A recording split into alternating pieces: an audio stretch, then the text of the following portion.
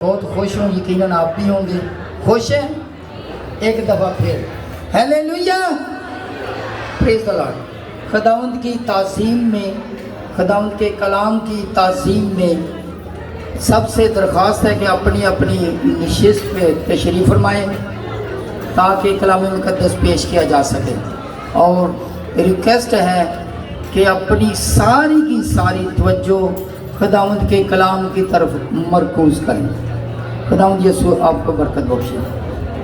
کلام مقدس عبرانیوں کے نام پولس رسول کا خط 13واں باب اس کی 4تھی آیت میں لکھا ہے، بیاہ کرنا سب میں عزت کی بات سمجھی جائے۔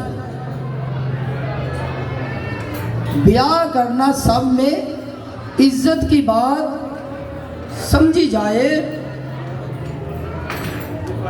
اور بستر بے داغ رہے، کیونکہ خدا حرام کاروں اور زانیوں کا حساب لے گا، عدالت کرے گا۔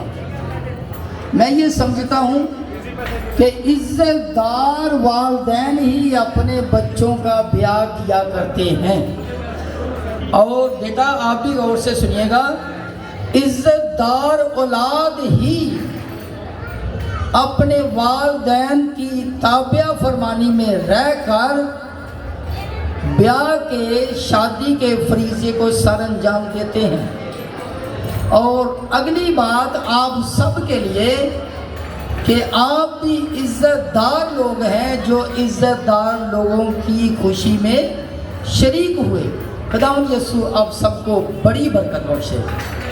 پہلے بات آپ کے لیے تھی، اب بھی بات اس جوڑے کے لیے کرتے ہیں۔ کلام مقدس امثال کی کتاب اس کا 18واں باب 22ویں آیت میں یوں مرقوم ہے، جس کو بیوی ملی اس نے تحفہ پایا۔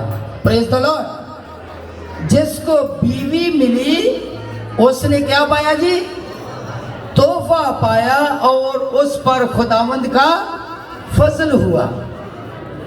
جس کو بیوی ملتی ہے اس پر خدا کا فضل ہوتا ہے، کیونکہ اس کو تحفہ ملتا ہے۔ بیٹا آپ کو بھی تحفہ، فیضان صاحب آپ کو بھی تحفہ مبارک ہو۔ لیکن قابل غور بات یہ ہے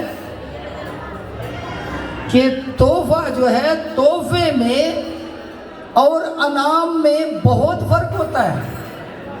پرائز اور گفٹ میں مچ ڈفرنس ہوتا ہے، اگر آپ کو پتہ ہو، غور کریں گے تو پتہ چل جائے گا۔ انعام جو ہے وہ حاصل کیا جاتا ہے، لیکن گفٹ ایسے ہی مل جاتا ہے۔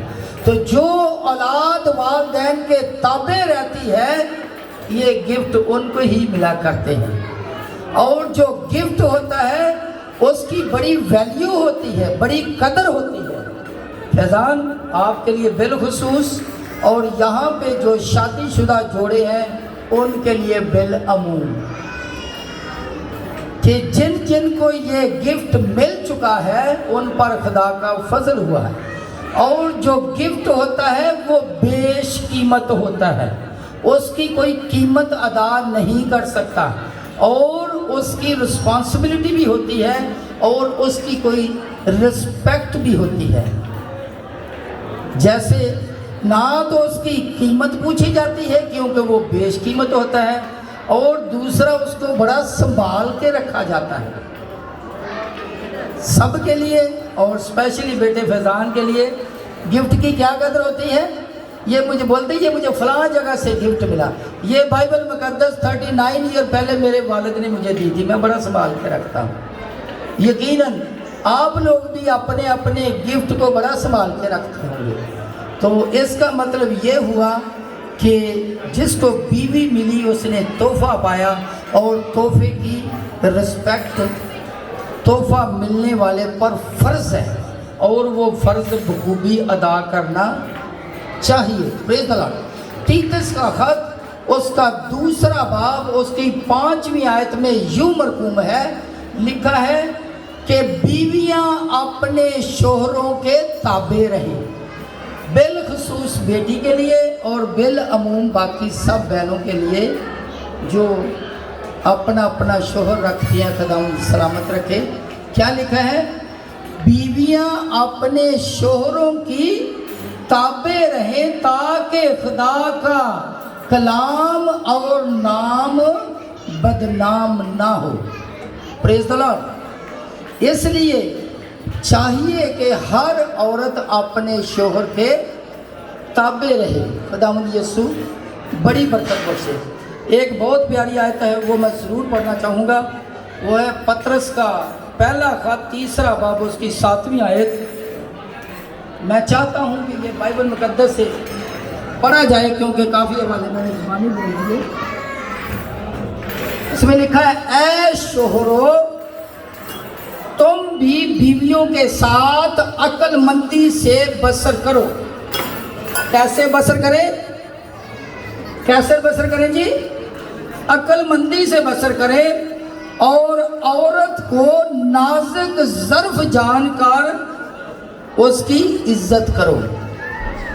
कैसे इज्जत करनी है? कैसे इज्जत करनी है?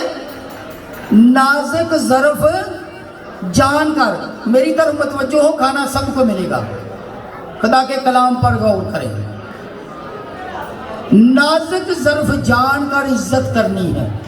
फैज़ान साहब आपने भी और बाकी जो जिनके बीवियां हैं उनसे भी दरख्वास्त है। नाजुक ज़र्फ किसको समझा जाता है? कोई बता सकता है? मैं ये समझता हूँ कि सबसे नाजुक शीशा होता है। तो नाजुक ज़र्फ कैसा होता है? शीशे की तरह नाजुक, कि जिसको हल्का से भी थोड़ी सी भी आँच आई तो वो टूट जाएगा। तो औरत की कैसे रिस्पेक्ट करनी है? नाजुक ज़र्फ जानकर। इससे आगे लिखा है, दोनों जिंदगी की नेमत के वारिस हैं। आगे लिखा है, ताकि तुम्हारी दुआएं रुक ना जाएं। अगर कोई शख्स अपनी बीवी की इस तरीके से रिस्पेक्ट नहीं करता तो ये याद रखिए कि जब वो दुआ करेगा तो उसकी दुआ भी रुक सकती है। हो सकता है उसकी दुआ भी सुनी ना जाए। अगर कोई चाहता है कि उसकी दुआ सुनी जाए तो वो अपनी बीवी की नाजुक ज़र्फ जानकर रिस्पेक्ट करे। खुदा का शुक्र अदा करते हैं कि खुदा ने हमें आज ये सिखाया कि मियाँ ने क्या करना है और बीवी ने क्या करना है, और किसकी रिस्पॉन्सिबिलिटी कलाम मुकद्दस में बहुत बड़ी लिखी हुई है। वक़्त को मलहूज़ नज़र रखते हुए आपसे दरख्वास्त है कि सब अपनी आँखों को बंद करें, सुने हुए कलाम पर गौर करें और देखें कि मैं किस जगह पे हूँ। जो शोहर हैं वो अपनी बीवियों की रिस्पेक्ट कैसे करते हैं और बीवियाँ अपने शोहरों की कैसे ताबे हैं। आइए हम सब अपनी आँखों को बंद करते हैं और सुने हुए कलाम पर गौर करते हैं और दुआ करते हैं। खुदावंद यीशु आप सबको बड़ी बरकत बख्शे। आमीन।